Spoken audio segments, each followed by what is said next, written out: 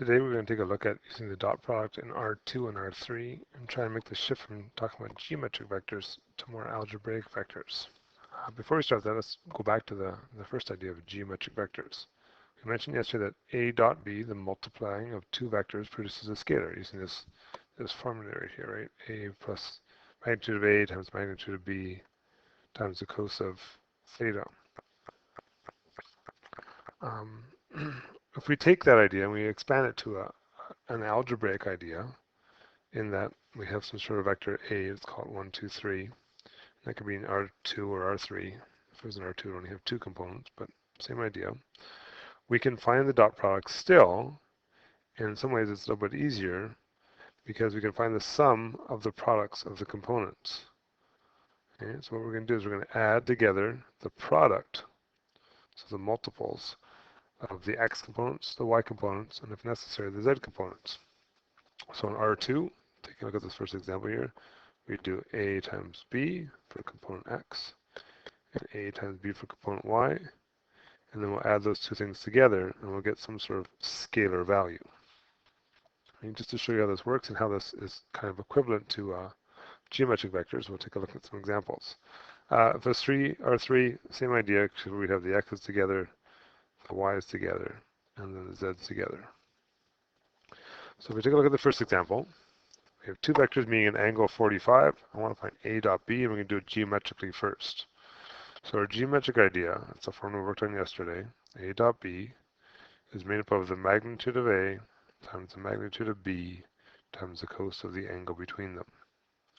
So we know from previous, the magnitude of A can be found by squaring the components using our Pythagoras idea. So there's magnitude of A. Magnitude of B would be -2 squared plus 6 squared. And we multiply that all by the cos of the angle between them, which we know is 45. If we do this, we'll get the root of 20 times the root of 40 times cos 45. If you put that all in your calculator, you should get approximately 20. So we call this our geometric vector. Geometric because it's, if we were to draw it out, A and B, and we know the angles be 45. The algebraic vector, on the other hand, is what happens if we just deal with the algebra, the components of it. And we said to do that, we take A1 times B1 plus A2 times B2.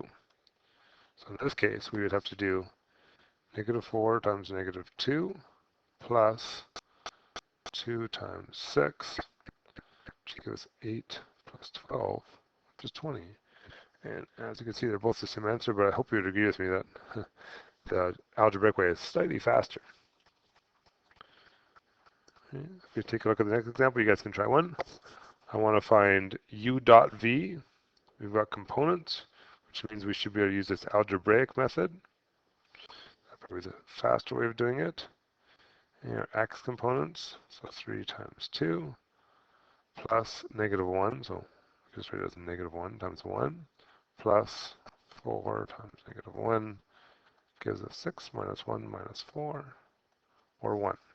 And you don't have to show it to me, you can just do it. You can write down 6 minus 1 minus 4 if you want to. Just write down 1 if you want to. But just as long as you know where the process is coming from.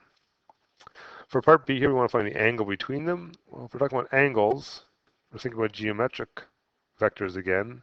We can go back to our formula.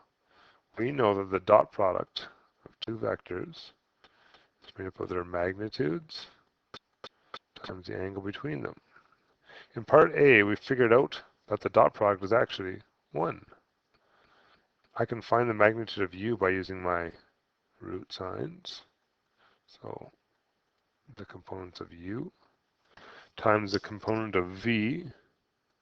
So 2 squared plus 1 squared plus -1 squared times the cos of the angle. Well, if we simplify that just a little bit here, 3 squared plus -1 squared plus 4 squared makes 26. 2, 1, and 1 makes 6 cos theta. If I want to figure out cos theta then, because I want the angle, right? Cos theta has to equal 1 over the root of 26 times the root of 6. Or, if I take the inverse of that, whatever that decimal happens to be, right? We don't don't really just show me this part, but that's what we're doing. Root 26 times root 6. And the angle should be 85.4 degrees. Remember from yesterday when we talked about the angle, we're always talking about the acute angle between two vectors, right? So this is 85. Yes, they meet over here also. This angle here would be bigger than 100, sorry, bigger than 90, but we always talk about the acute angle. Yeah, so that's how we use the dot product, R2 and R3. So let's take a look at some applications. Okay.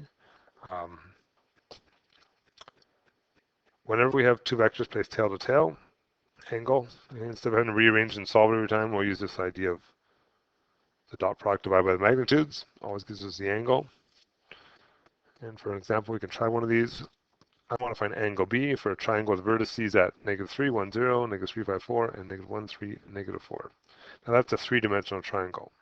For argument's sake, let's just pretend, and it's just pretend, A, -3, 1, 0, and we had B, -3, 5, 4, and C, -1, 3, -4. Now obviously this is not what the picture really looks like because it's three-dimensional.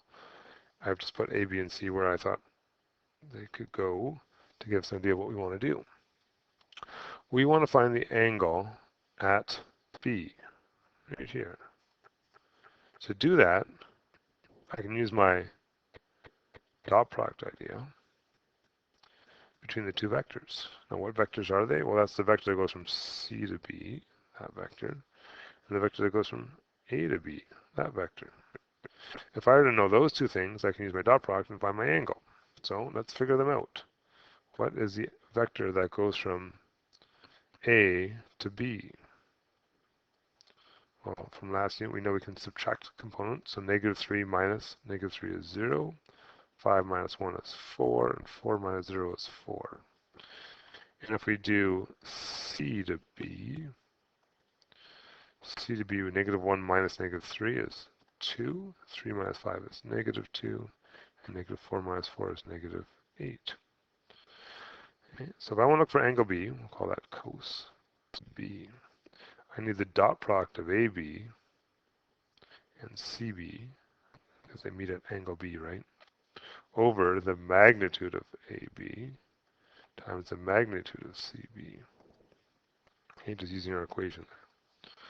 So let's try this. AB dot CB. So I end up with 0 minus 8 minus 32 over the root of 0 squared plus 4 squared plus 4 squared times the root of 2 squared plus -2 squared plus -8 squared.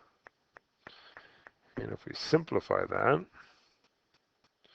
we end up with -40 over the square root of 4 squared and 4 squared makes 32. And 2 squared, 2 squared, and 8 squared makes a total of 72. Remember, this is cos B. So if I want B, I take the inverse of whatever that all comes out to. And you can put that on your calculator one time, just you got to involve a lot of brackets there, so it might be easier to do in steps.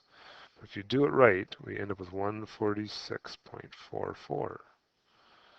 Now remember, this is where CB is meeting AB. Because it gives an edge of 146.44, it's giving us the obtuse angle. But we know, we talked about, we always want the acute angle. So what is B? B would be 180 minus 146.44, or in other words, it's 33.56 degrees. Okay, that's a sort of a simple application of how we can actually use a dot product algebraically and geometrically kind of at the same time. Another really handy idea about dot products is the idea of a perpendicular vector. We mentioned yesterday when we learned about perpendicular vectors that means that their dot product always comes out to 0. Okay? That can allow us to solve a bunch of problems that involve perpendicular vectors.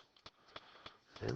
So for example, this next one here, for what values of k are the vectors a and b perpendicular? Well, I know a and b are perpendicular if their dot product equals 0, which means that I can algebraically do their dot product, 5k plus 2 minus 12, and it should come out to 0. In other words, 5k equals 12 minus 2, 5k is 10, so k must equal 2. Okay, the idea of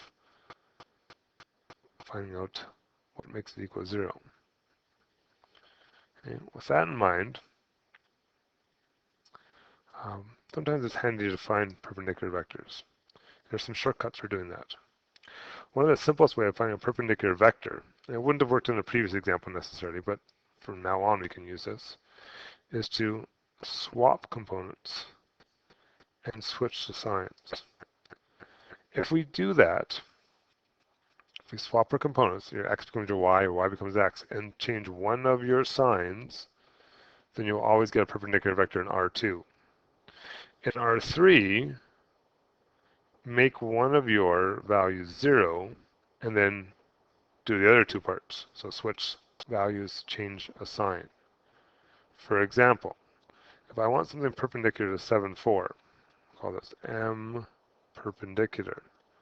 The fastest way to find something perpendicular is to switch them and change one sign. 7 was positive, I made it negative. And if I try it, M dot, it's perpendicular, I now get 28 minus 28, which is 0. So yeah, this is perpendicular. Another option I could have had, I could have done M perpendicular. I could have swapped the 4 and the 7, we changed the sign on the 4. That would have worked. Okay, it's a really quick way of finding a perpendicular vector. In 3 dimensions, if I want to do that, so N perpendicular, I make one of my vectors equal 0, or sorry, one of my components equal 0. So let's do the first one. And then I swap the other two, and I change one sign. And if I were to try that again, N dot N perpendicular, I'll get 0 plus 12 minus 12. Now, the challenge here is that there's lots of different perpendicular vectors you can work with then, right? You could say, well, that's what if I swap the first and third term and make the middle one 0. I could put the 6 here and then the 3 here. That makes a perpendicular vector. Or maybe I want to do the last two. Put my 0 here, and I put my 2 into 3, and I change the sign to 3, so that's perpendicular. So you can get an infinite number of answers of perpendicular. And that's going to be one of our challenges when we're doing our homework and checking answers in the back of the book is they might have picked a different one than you have. Okay. So let's take another idea of this. I want you to find me a perpendicular vector to 2, negative 6. Okay. How many other ones can we come up with? So I'm going to guess most of us. Jump into the easy one here. 6, 2. Is it perpendicular? Let's check it. V dot V perpendicular. I get a dot product of, oops, not 0. Get a dot product of 12 minus 12. Comes out to 0. Okay, so that's one. But how many other ones are there? Well, let's think of it this way. Can I come up with some vector that is made up of an x component and a y component such that v dot v perpendicular comes out to 0? What would that look like? Well, it would be 2x minus 6y using our dot product of this one and our original comes out to 0. Or in other words, 2x equals 6y or x equals 3y. Any value that makes this equation work means it has to be a perpendicular vector. So we call this idea here a parameter, a formula that can be met. And if that formula is met, it will solve our problem. So how many other perpendicular vectors are there? Well, there's an infinite set of solutions to this equation.